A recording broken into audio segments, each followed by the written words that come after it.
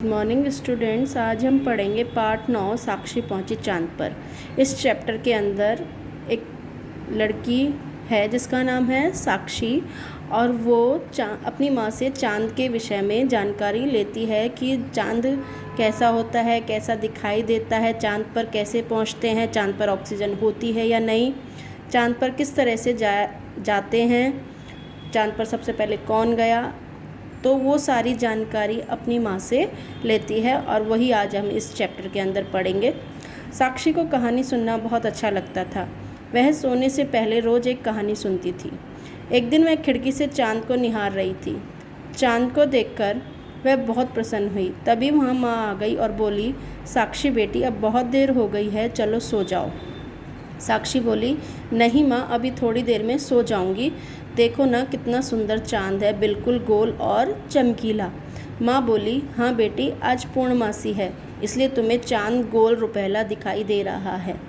पूर्णमासी यानी कि पूर्णिमा, और पूर्णिमा के दिन चांद बिल्कुल पूरा होता है और चमकीला होता है। इसीलिए साक्षी उस दिन चांद को देखकर खुश हो रही थी, क्योंकि उस दिन पूर्णमासी थी और चांद अपना पूरा रूप लिए सुंदर और गोल दिखाई दे रहा था।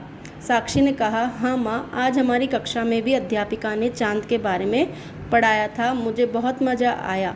माँ, मैं भी चांद पर जाना चाहती हूँ। तो साक्षी बोली कि हाँ माँ, आज हमारी अध्यापिका ने कक्षा में भी चांद के बारे में मुझे पढ़ाया था, इसीलिए ही साक्षी आज चांद को ज़्यादा गौर से देख रही थी और देखकर खुश हो रही थी। तो माँ बोली, हाँ हाँ बेटी, यदि तुम मन लगाकर पढ़ाई करोगी तो अवश्य ही अपने इरादे में सफल हो जाओगी।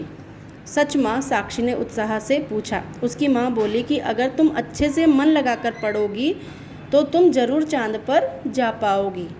और चांद पर जाने के लिए हमें क्या बनना पड़ेगा? एस्ट्रोनॉट। हाँ हाँ, क्यों नहीं माँ, माँ ने उसके सिर पर प्यार से हाथ फेरते हुए कहा। साक्षी खुशी खुशी माँ की गोद में सिर रखकर लेट गई। उसने बहुत देर तक माँ से चांद और सितारों की कहानी भी सुनी।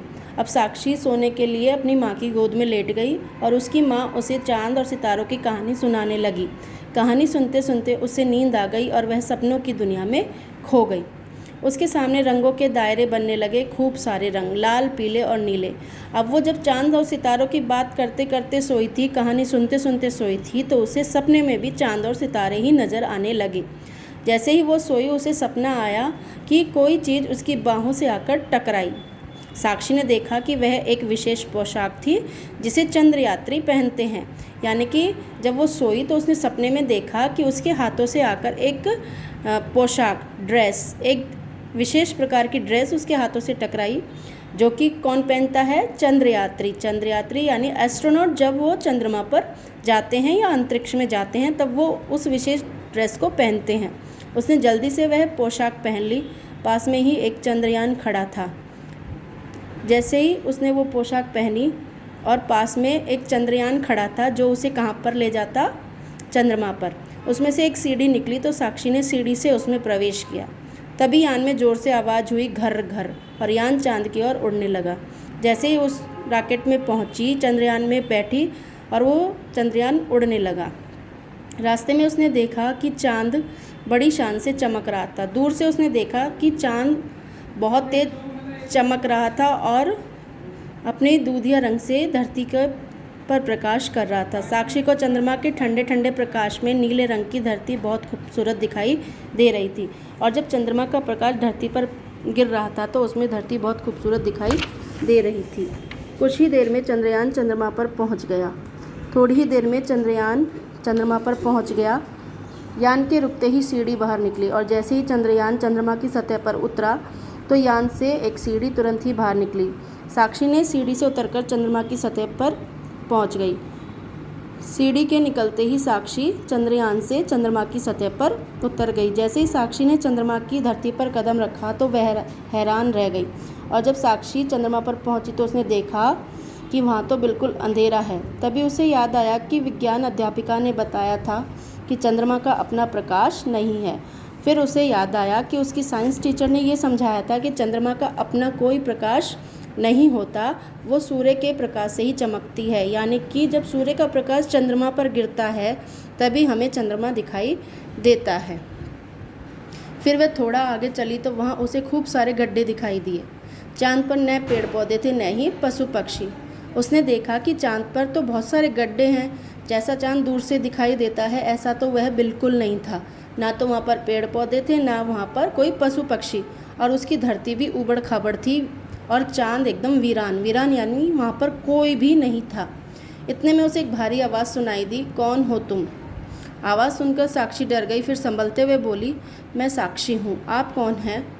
मैं चंद्रमा हूँ। मुझे देखकर सभी प्रसन्न होते हैं। बच्चे मुझे चंदा मामा कहकर पुकारते हैं। तुम धरती के कौन से भाग से आई हो? चंद्रमा ने फिर साक्षी से पूछा कि तुम कहाँ से आई हो और धरती के कौन से भाग से आई हो? तो साक्षी बोली, हाँ, मेरा संबंध भारत से है। हमारी धरती बहुत ही सुंदर है, चारों तरफ हरियाली ही हरियाली है। कहीं ऊंचे ऊंचे पर्वत है तो कहीं बड़े बड़े समुद्र। फिर साक्षी ने अपनी धरती के बारे में उसे बताया कि हमारी धरती पर तो पेड़ हैं, पर्वत हैं, लेकिन यहाँ ऐसा कुछ नहीं है। चंद्रमा बड़े गौर से साक्षी की बातें सुन रहा था। तो क्या आप मुझे अपने बारे में कुछ बताएंगे? साक्षी ने पूछा। चंद्रमा बोला, मैं एक उपग्रह हूँ और पृथ्वी के चक्कर लगाता हूँ। मेरी दूरी पृथ्वी से लगभग 4 किलोमीटर है। 4 लाख किलोमीटर है। चंद्रमा कितनी दूर है पृथ्वी से? 4 लाख किलोमीटर। जानती हो सबसे पहले मेरी धरती पर किसने कदम रखा था? साक्षी ने कहा, नहीं। चंद्रमा ने बताया, सबसे पहले मेरी धरती पर 21 जुलाई 1969 को अमेरिका के नील आर्मस्ट्रॉन्ग, एडविन ऑल्ड्रिन और कॉलिंस ने कदम रखा था। यानी कि ये तीनों लोग अमेरिका के थे और ये सबसे पहले ऐसे एस्ट्रोनॉट थे जिन्होंने चंद्रमा पर कदम रखा था। कब? 21 जुलाई 1969 को। यहाँ से जब उन्होंने पृथ्वी को देखा तो वे खुशी से उछल पड़े। साक्षी बोली, चंदा मामा, यहाँ आकर हर चीज़ हल्की क्यों हो जाती है? चंद्रमा ने कहा, क्योंकि यहाँ गुरुत्वाकर्षण शक्ति बहुत कम है। गुरुत्वाकर्षण शक्ति यानी ग्रेविटी।